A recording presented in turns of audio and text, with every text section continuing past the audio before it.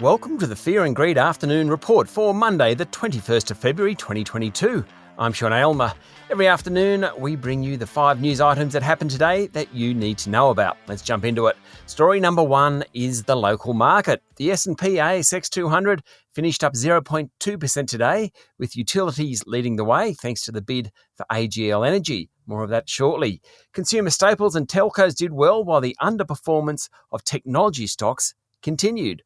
Healthcare companies also did poorly. Do you like that pun? I do.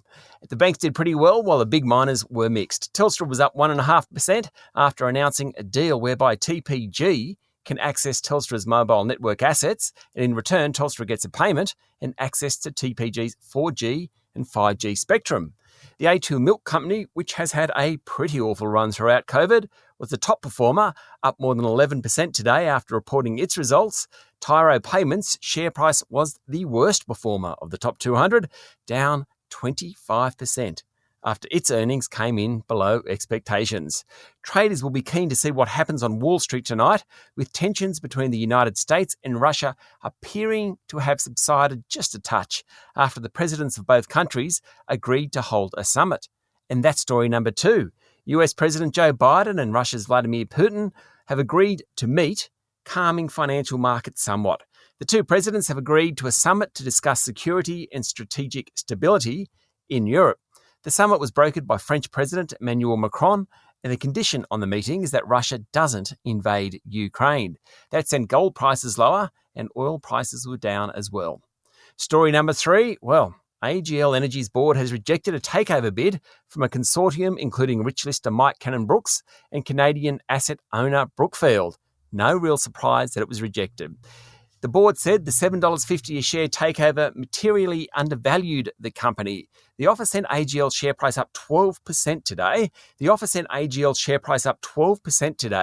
To close at $7.91. That's about 41 cents above the offer price. So obviously shareholders believe there's plenty more to play out on this one.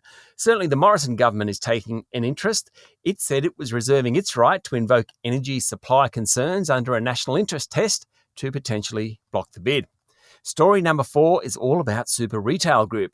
It's had to hire home removalists to help move stock. Now, Super Retail owns Rebel Sport, BCF, and Supercheap auto chains. It struggled with its supply chain, and as a result, it's ordered plenty of inventory for coming months. To move all the stock, they've gone out and hired removalists. Why not?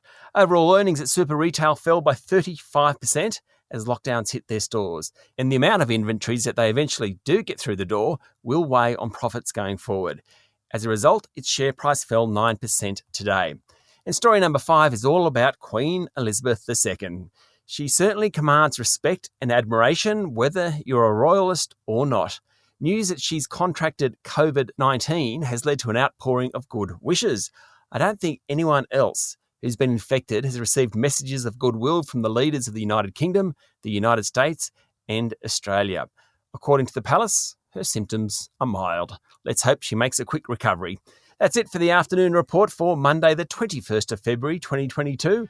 Michael Thompson and I will be back tomorrow morning for the Tuesday edition of Fear and Greed. I'm Sean Aylmer. Enjoy your evening.